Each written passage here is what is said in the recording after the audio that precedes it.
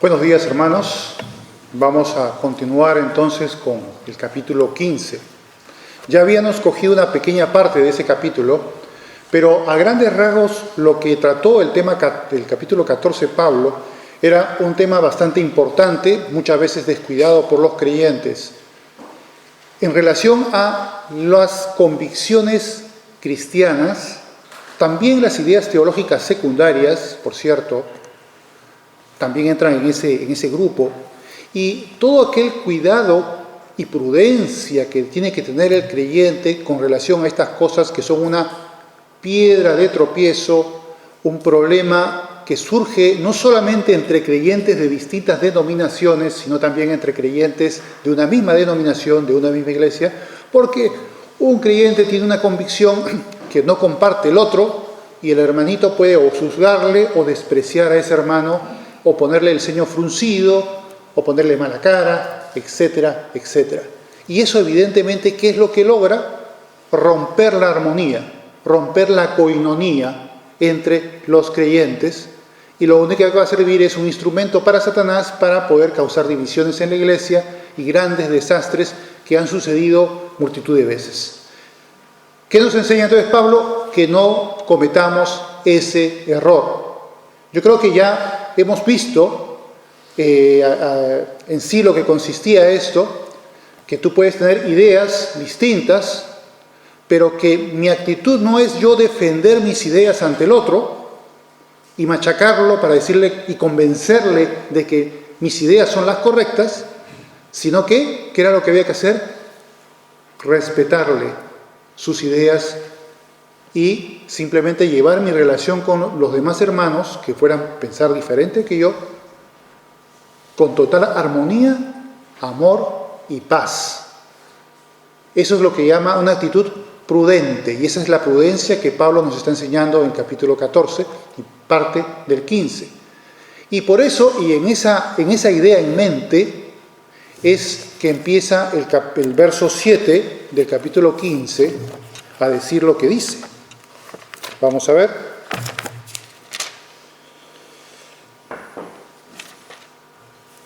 Dice: por tanto, recibíos los unos a los otros, como también Cristo nos recibió para gloria de Dios. Fíjese la palabra. Hay varias versiones, evidentemente, que a veces te pueden iluminar un poco mejor el pasaje. La Reina Valera es muy buena, pero también tiene sus defectos y a veces oscurece también los pasajes. No necesariamente es la mejor de todas las traducciones. Pero esto, ¿qué significa esto de recibir al otro hermano? Dice que le recibamos como Cristo nos recibió. ¿Y cómo Cristo nos recibió? Con distintos trasfondos culturales, distintos trasfondos incluso religiosos, porque tú puedes tener religión pero no ser salvo, y con distintas ideas, convicciones, ya sea teológicas o prácticas, y de esa manera Dios te recibió, Jesús te recibió. Y de la misma manera, sin reservas, sin acepción de personas, tú también tienes que recibir a tu hermano o tu hermana que tienen también un trasfondo cultural o religioso o de cualquier otra índole que sea distinto al tuyo y que tenga ideas teológicas secundarias o convicciones cristianas en cuanto a su comportamiento, a lo que considera piadosamente que debe o no debe hacer, que sean diferentes a las tuyas. ¿Y cómo lo vas a recibir? ¿Con ponerle mala cara? ¿Apartarte de ellos como hacen algunos? ¿O decir, no, en esta iglesia no me congrego porque no piensan como yo? Claro, depende, por supuesto, ¿no? Si son cosas que ya están en contra de la palabra de Dios y en tu conocimiento te das cuenta que están en contra de la palabra, sí puedes tener legítimamente tus reservas, con todo derecho. Si se trata de cosas secundarias, ya la cosa cambia. Y si se trata de creencias y convicciones que explícitamente no están ni aceptadas ni prohibidas en las Escrituras, tú puedes simplemente respetarlas y no hacerte problemas. Eso es la actitud madura del creyente ante sus hermanos. Y no ser inmaduro, imprudente y ser usado por Satanás para causar divisiones por esas cuestiones. Eso tenemos que tenerlo muy claro. Bien, ¿cómo continúa entonces Pablo en el verso 8? Dice, pues os digo que Cristo Jesús vino a ser siervo de la circuncisión para mostrar la verdad de Dios, para confirmar las promesas hechas a los padres y para que los gentiles glorifiquen a Dios por su misericordia, como está escrito. Por tanto, yo te confesaré entre los gentiles y cantaré a tu nombre. Y otra vez dice, alegraos gentiles con su pueblo. Y otra vez, alabad al Señor todos los gentiles y magnificadle todos los pueblos. Y otra vez dice Isaías, estará a la raíz de Isaí y el que se levantará a regir los gentiles esperan en él. ¿Qué quiere decir aquí Pablo con estos versos? Está diciendo que Dios mismo es el siervo que es enviado, se encarna como un ser humano, como judío, para cumplir las promesas a los patriarcas, Abraham, Isaac y Jacob, de que él en la simiente de Abraham bendeciría a todas las naciones de la tierra. Y evidentemente en el plan de Dios está encarnarse como judío para ser el Mesías de Israel. No solamente en un sentido político, como será en el futuro, sino en un sentido espiritual principalmente, como Salvador. Esa es la primera meta. Pero él va como judío, bajo la ley judaica, o mosaica mejor dicho, y a servir de acuerdo a los reglamentos y preceptos de la ley. Pero también dice que hay otro propósito destinado al Mesías, y que tiene que ver no con los judíos, sino con los que no son judíos, es decir, con los gentiles, y que ellos esperarán en él. Y habla de un tiempo futuro que aún no se ha cumplido, donde Israel será cabeza de naciones y los gentiles adorarán a un mismo Dios, a Jesús, y habrá una armonía política mundial bajo el reinado de Cristo en el milenio. O sea, eso también está profetizado. Algunos tratan de hacerlo un poco metafórico, decir que es la época de la iglesia, pero la verdad es que eso no se cumple y se cumplirá en el futuro. Pero vemos aquí a Dios mismo haciéndose judío para predicar a los judíos, primeramente, enviarles, mostrarles el reino de Dios, que el reino de Dios se ha acercado a ellos, y también a los gentiles, que es la otra misión que también está profetizada con los profetas, de que Jesús sería el gran también salvador de los gentiles, y ellos esperarían en su misericordia. Dios tendría misericordia de ese pueblo que no era pueblo, y aquellos que decían, este no es pueblo mío, serán hijos del Dios viviente, como dice Isaías. Pues bien, eso es lo que va a hacer Jesús. Ahora bien, dice el 13, y el Dios de esperanza os llene de todo gozo y paz en el creer, para que abundéis en esperanza por el poder del Espíritu Santo. Dice el 14, pero estoy seguro de vosotros, hermanos míos, de que vosotros mismos estáis llenos de bondad, llenos de todo conocimiento, de tal manera que podéis amonestar los unos a los otros. Esto evidentemente Pablo le está haciendo pues una hipérbole, un cumplido a los romanos, de que quizá no sea tan cierto, tan real, pero es una forma de edulcorar, de hablar a los romanos para que su corazón pues esté, digamos, más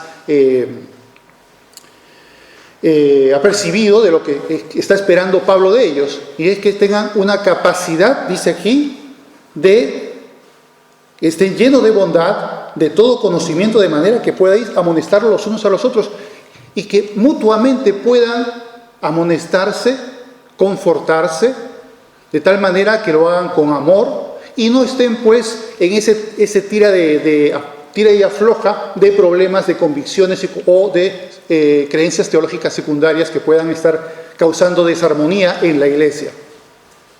Él espera cosas buenas de los romanos y se los dice, yo estoy convencido de que vosotros tenéis esas aptitudes, esas virtudes.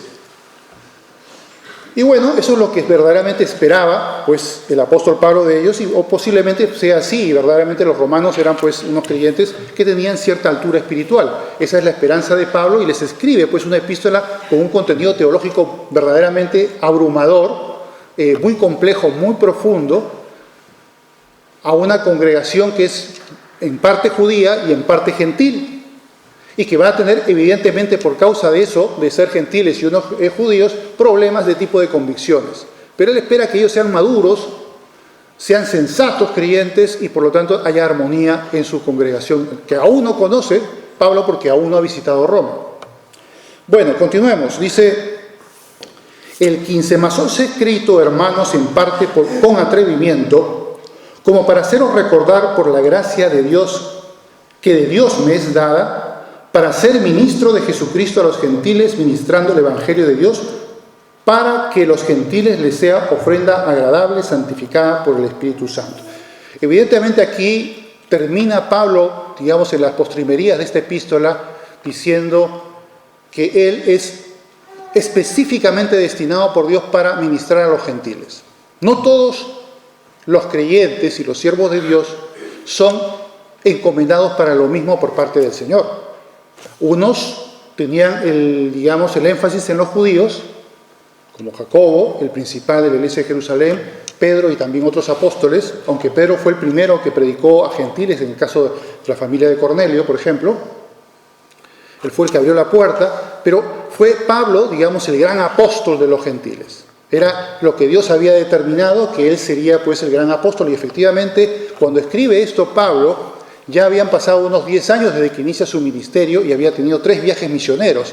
O sea, la labor que había hecho el apóstol Pablo es una de las más extraordinarias en toda la historia de la era cristiana. Es verdaderamente increíble lo que Pablo pudo hacer.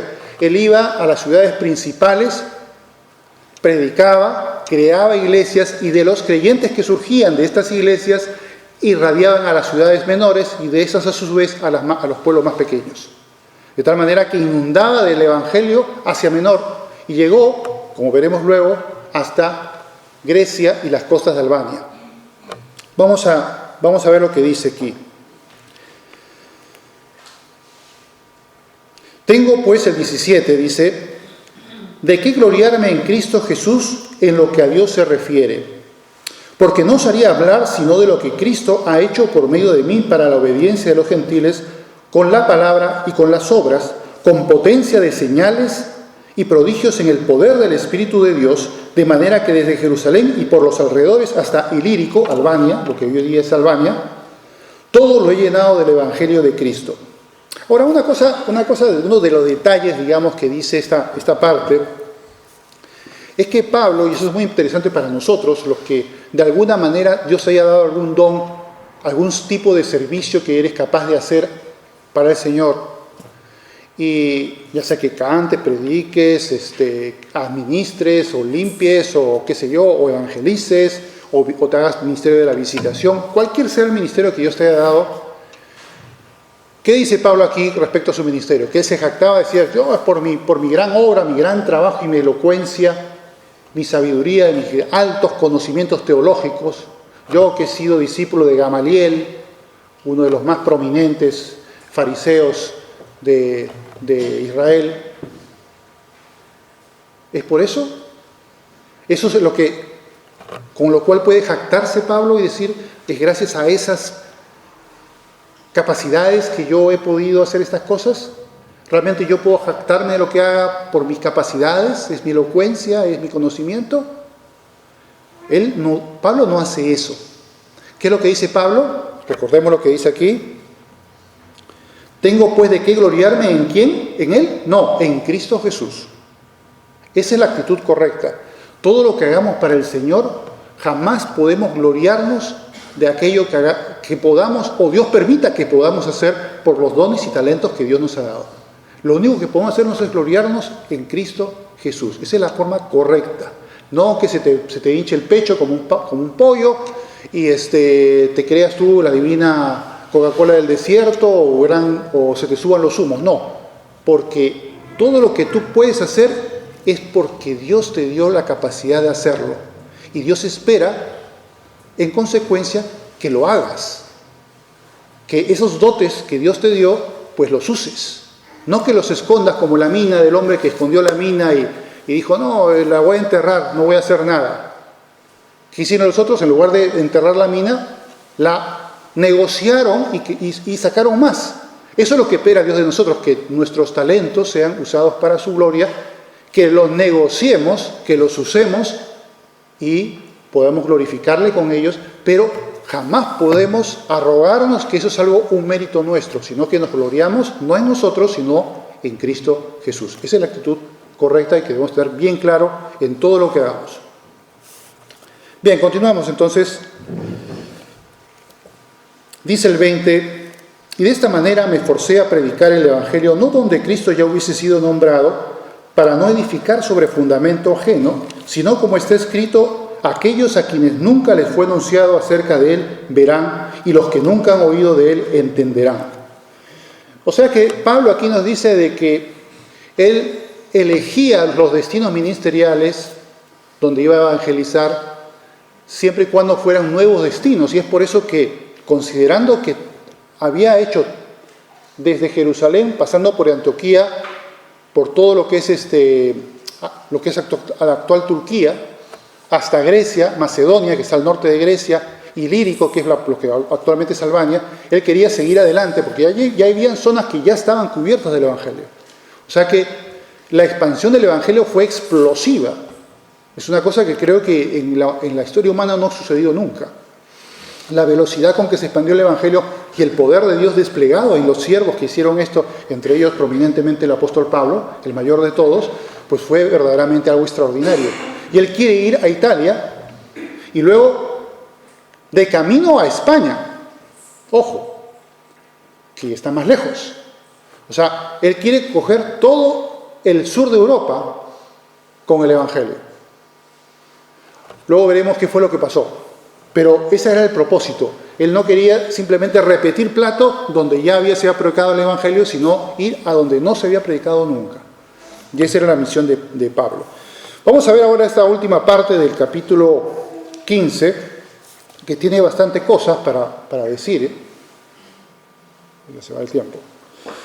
Dice el 22, por esta causa me he visto impedido muchas veces de ir a vosotros. ¿Qué causa se está refiriendo? Del ministerio que había hecho, esos 10 años de 3 viajes misioneros y todo lo que había hecho, a eso se refiere. 23, pero ahora, no teniendo más campo en estas regiones y deseando desde hace muchos años ir a vosotros, a Roma, cuando vaya a España, iré a vosotros porque espero veros al pasar y ser encaminado allá por vosotros, una vez que me haya gozado con vosotros. Ahora, ¿qué quiere decir encaminado? ¿Encaminado qué quiere decir? Que le dicen, mira Pablo, ¿ves esa montaña? Vas por ahí, luego doblas a la derecha, de ahí coges un barquito que te lleve hasta no sé tanto, y de ahí llegas a Roma. ¿Eso es encaminar? No, evidentemente, eso no es encaminar. Cuando se refiere aquí Pablo a encaminado, que la iglesia de Roma pueda encaminarlo, es que lo pueda habituallar, es decir, darle recursos económicos, comida, incluso que un acompañante lo pueda llevar hasta ciertos lugares. Eso se refiere a encaminarlo, el apoyo misionero, material de la iglesia al misionero que va al campo misionero. Entonces, ese es otro de los principios que toda iglesia sana tiene que tener, la visión misionera de apoyar a los que van de misión a otra parte o al que ejerce labor ministerial, sea pastoral, sea de abrir nuevas iglesias, o por ejemplo como Puertas Abiertas, que también es un organismo que apoya pues a la iglesia perseguida. Cosas de esas son las que la iglesia tiene que tener en mente y tiene que apoyar, porque es parte de lo que Dios espera de las iglesias cristianas, que tengan esa visión misionera, que sus recursos no sean solo para simplemente mejorar la infraestructura de la iglesia, sino para otros destinos, ministerial y también social, que lo veremos ahora, que son los que necesita tener una visión clara la iglesia.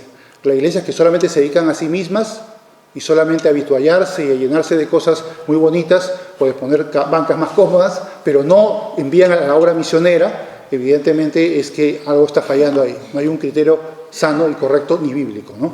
Pero vemos que aquí está el modelo, ¿no? Pero ahora él lo va a enfatizar aún más todavía en este punto.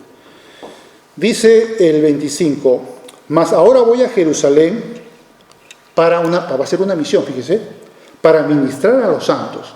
¿Cómo va a ministrar a los santos? ¿Se va a predicar? No es lo que va a hacer. Dice el 26, porque Macedonia y Acaya tuvieron a bien hacer una ofrenda para los pobres que hay entre los santos que están en Jerusalén. Al principio del ministerio de Pablo, o sea, más o menos 10 años antes de este momento, hubo un profeta Agabo que salió de Jerusalén a Antioquía, cuando todavía estaba Pablo en Antioquía, y dijo que iba a haber una gran hambruna en Judea. Y ya en ese tiempo se formó también una ayuda para la iglesia de Jerusalén, porque había una gran hambruna. Al parecer no se está refiriendo a esa hambruna del tiempo de Agabo, o la que había profetizado Agabo, sino una posterior. No se sabe exactamente cuáles son las circunstancias que dieron lugar a esa. Hay especulaciones, pero no voy a entrar en esas especulaciones de por qué hubo ese problema económico, esa hambre que hubo en Judea en los tiempos del emperador Claudio, antes de Nerón. Y no se sabe bien, pero la cosa es que tuvo un problema y que las iglesias tuvieron a bien reaccionar cumpliendo uno de esos criterios, como le decía, de apoyo económico. Las iglesias reciben de sus propios miembros unas ofrendas, y con esas ofrendas hay 3 propósitos o 3 objetivos fundamentales. El ministerial, el apoyo a un ministro o ministros o misioneros, lo que fuere. El social, apoyar también a algún hermano o hermana que pueda estar con problemas. Y el infraestructural, que es para la iglesia, para ponerle, mejores cosas, un buen proyector, en fin, son los 3 tipos de gastos que tienen las iglesias en el mundo, ¿no? Y digamos, bajo el formato bíblico eso está así. Ahora, en este caso estamos hablando de una ayuda social que van a ser un grupo de iglesias para los judíos. Vamos a ver cómo lo enfoca aquí Pablo. Por si acaso, en el capítulo 16 de 1 Corintios, da más detalles sobre eso.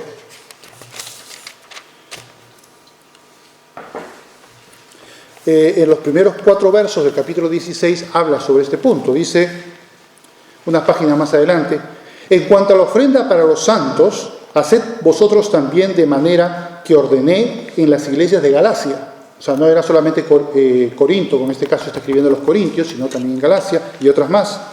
Cada primer día de la semana cada uno de vosotros ponga aparte algo, según haya prosperado, guardándolo para que cuando yo llegue no se recojan entonces ofrendas, sino ya esté acumulado, haya un fondo. Y cuando haya llegado a quienes hubieres designado por carta, a estos enviaré para que lleven vuestro donativo a Jerusalén. Y si fuere propio que yo también vaya, irán conmigo. Y bueno, y así fue. Fue efectivamente con Pablo. Y aquí Pablo a los romanos le está diciendo que va a ser él que va a llevar esa ofrenda. Pero vemos que ahí había el principio de esos 3 tipos de gasto, digamos, que tiene que tener una iglesia. El apoyo social, en este caso, para ayudar a los problemas que tenía. Por ejemplo, Puertas Abiertas, en cierto modo, son 2 tipos de apoyo. El apoyo ministerial para misioneros que están pasando apuros y en situaciones muy, muy difíciles de persecución, y también para apoyar a hermanos que están padeciendo problemas de aprovisionamiento, ¿no? Problemas económicos. O sea, van ambas cosas. Y evidentemente las iglesias siempre tienen que saber organizar fondos para este tipo de ayudas. Y aquí vemos pues en el capítulo 16 cómo se describen esos detalles y esas instrucciones que da Pablo a los corintios. Pero no fueron solamente evidentemente los corintios los que hicieron este tipo de ofrenda.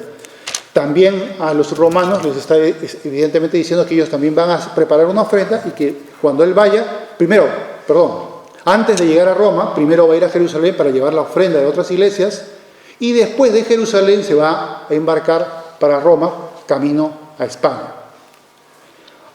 Ahora bien,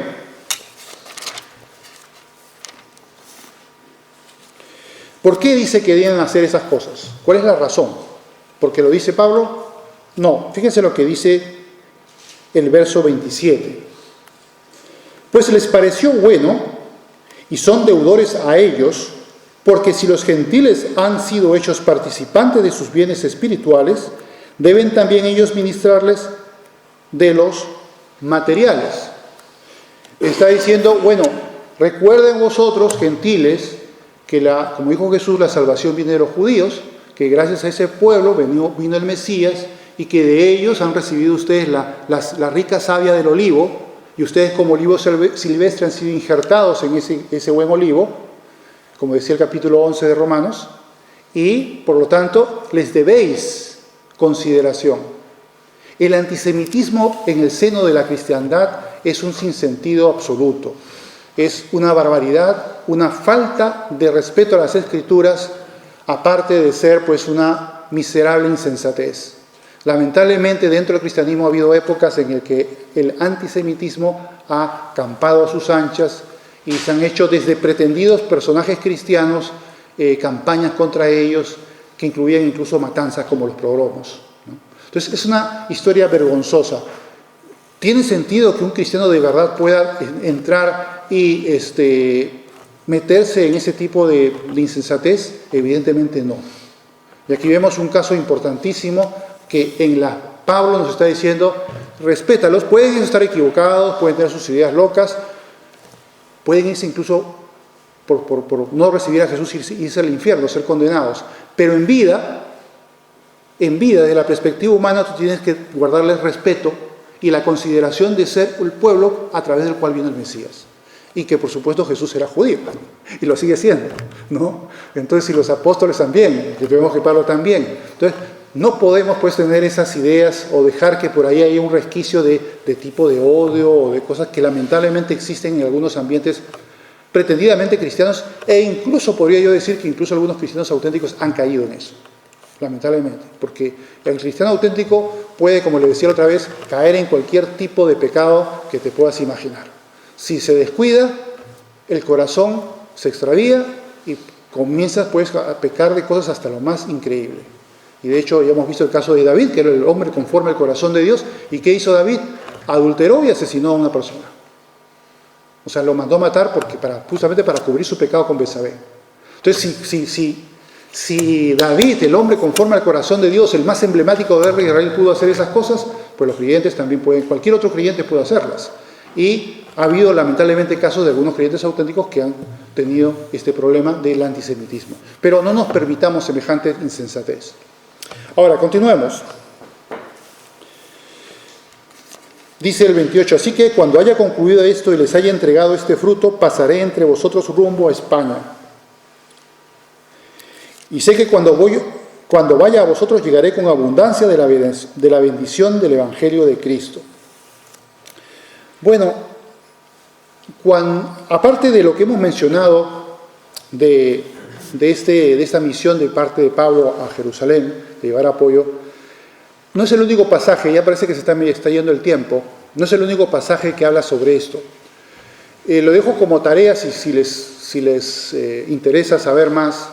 En el capítulo 8 y 9 de 2 de Corintios hay toda una enorme disertación de parte del apóstol Pablo acerca de todo lo relacionado con el apoyo social. En relación a eso que hizo, pero que nos puede servir de forma normativa para poder entender cómo debemos proceder en relación a no lo voy a tratar ahora porque el tiempo no nos va a dar. Y también podemos citar solamente unas breves citas, me gustaría tener un poco más de tiempo. El capítulo 9 de Primera de Corintios, también hay un pasaje, prácticamente gran parte, casi todo el capítulo, que habla sobre este tema. Vamos a darnos unos minutos más y vamos a verlo.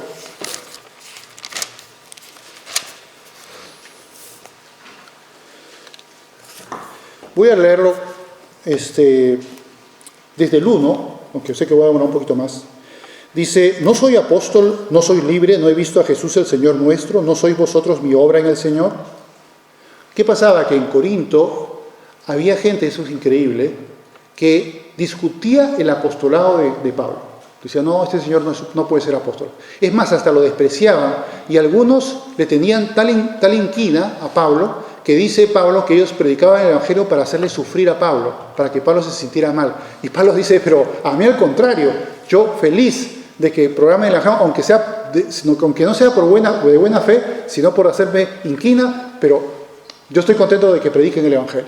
Pero el hecho es que había gente que discutía, que tenía una visión equivocada de Pablo, ¿no? Y eso era algo muy maligno realmente que existía en esta iglesia. Dice el 3, contra los que me acusan, esta es mi defensa. ¿Acaso no tenemos derecho de comer y beber? ¿No tenemos derecho de traer con nosotros una hermana por mujer, como también los otros apóstoles y los hermanos del Señor y Cefas? ¿O solo yo y Bernabé no tenemos derecho a no trabajar? O sea, ¿qué quiere decir aquí? De que no viva a sus expensas, sino a causa de su ministerio, por un apoyo ministerial. Dice el 7, ¿quién fue jamás soldado a sus propias expensas? ¿Quién planta viña y no come de su fruto? ¿O quién apacienta el rebaño y no toma de la leche del rebaño? Digo esto solo como hombre, ¿no dice esto también la ley? Porque la ley de Moisés dice, está escrito, no pondrás bozal al buey que trilla. ¿Tiene Dios cuidado de los bueyes? ¿O lo dice enteramente por nosotros? Pues por nosotros escribió, porque con esperanza debe arar el que ara y el que trilla con esperanza de recibir el fruto. Si nosotros sembramos entre vosotros lo que es espiritual, ¿es gran cosa si segásemos de vosotros lo material? Si nosotros participamos de este derecho sobre vosotros, ¿cuánto más nosotros? Pero no hemos usado este derecho, sino que lo soportamos todos por no poner ningún obstáculo al Evangelio de Cristo. O sea, le está diciendo, refregando en la cara a los corintios, de que vosotros tenéis el derecho ante Dios de apoyarme ministerialmente. Pero no lo voy a recibir ningún centavo de vosotros, porque hay gente dentro de vosotros que discute mi apostolado. Por lo tanto, para que nadie me saque en cara que me está apoyando económicamente, pues yo no le voy a recibir ni un centavo. Ahora, ¿eso significa que Pablo nunca recibió apoyo de una iglesia? Vamos a seguir leyendo.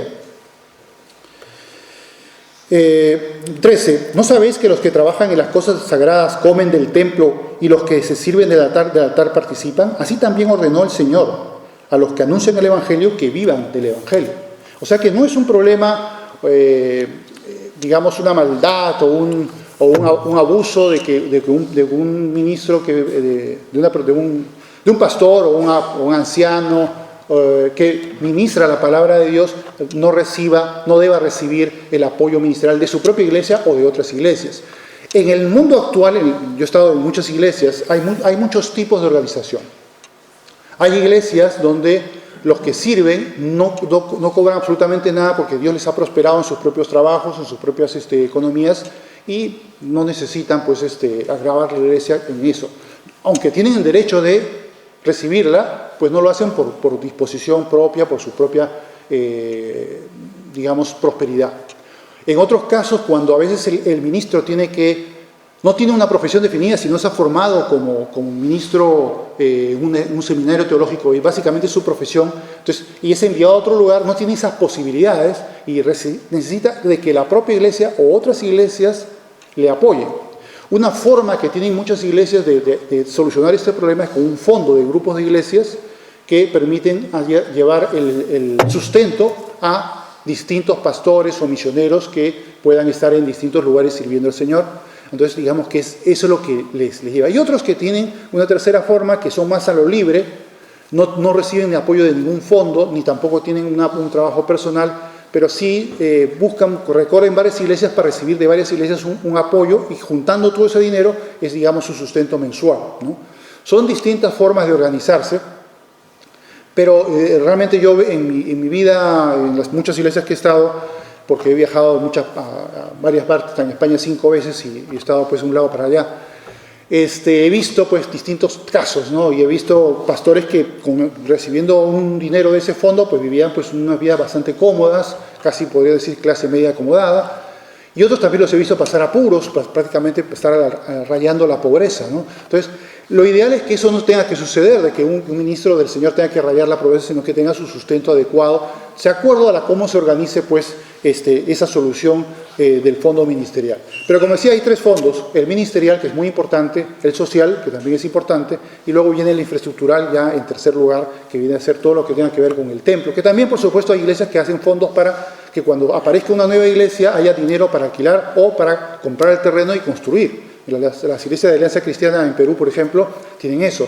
que todas las iglesias apoyan un fondo, no solamente para ministerio, sino un fondo para infraestructura, y cuando aparece una nueva iglesia y se forma, al cabo de un tiempo que ya creció el número de creyentes, pues compran un terreno, construyen, y hay dinero para hacer todo eso porque hay un fondo destinado a ese propósito. Son distintas soluciones. Ahora, ¿qué pasaba con el caso de Pablo? pues Pablo, si vamos al capítulo 4, pero ya no lo vamos a hacer porque ya se nos acabó el tiempo, en el capítulo de Filipenses, Pablo explica cómo los filipenses le enviaban sustento incluso cuando él estaba en Tesalónica. O sea que Pablo, aunque él se dedicaba a hacer tiendas, también recibía apoyo de otras iglesias. No siempre podía ganar dinero con su propio trabajo, sino también con el apoyo de iglesias. Pero bueno, vamos a terminar entonces los últimos versos para ya acabar de Romanos 15 y explicar una última cosa, ¿no? Vamos a ver, 30. Pero ruego, hermanos, por nuestro Señor Jesucristo y por el amor del Espíritu, que me ayudéis orando por mí a Dios, para que sea librado de los rebeldes que están en Judea y que la ofrenda de mi servicio a los santos en Jerusalén sea acepta. Ya son dos propósitos. Luego 32. Para que con gozo llegue a vosotros por la voluntad de Dios y que sea recreado juntamente con vosotros y el Dios de paz sea con todos vosotros. Amén. ¿Qué quiere decir aquí? Está hablando de tres objetivos. Primero, ser librado de los rebeldes, de los judíos rebeldes que estaban en oposición a Pablo, de los que lo querían ver, de los que no querían ver a cuadros, mejor dicho. Luego, llevar la ofrenda y que sea aceptada la ofrenda, porque también podían haber rechazado la ofrenda. Podía suceder. Y por último, poder de regreso ir a Roma. ¿Qué sucedió con Pablo? ¿Dios respondió a estas oraciones? Sí las respondió. Ahora, no las respondió como se hubiese esperado, porque las cosas no salieron maravillosamente bien. Efectivamente, Pablo fue a Jerusalén. Antes de llegar, el mismo Ágabo, que había predicho la hambruna, le dijo que él sería atado con un cinto y sería apresado. Y le dijeron, no vayas a Jerusalén, que es muy peligroso. Pero Pablo fue a Jerusalén a llevar la ofrenda y efectivamente entregó la ofrenda fue aceptada. Pero cuando fue al templo a hacer un rito de purificación, le acusaron de que había traído un griego, lo cual era falso, porque solamente se había encontrado en la calle con él, que lo había metido al templo, pero había algo de que acusarle, los enemigos lo odiaban a muerte. Incluso hubo un grupo que se había prometido que no comería ni bebería hasta matar a Pablo. Como se enteró su sobrino de eso, le dijo al alguacil de lo que estaba tramando estos judíos y protegieron con una cantidad de tropas a Pablo para que él pudiera salir en dirección a Roma para tener sesión con el César, porque él a César había apelado. Entonces vemos que al final él de todas maneras va a Roma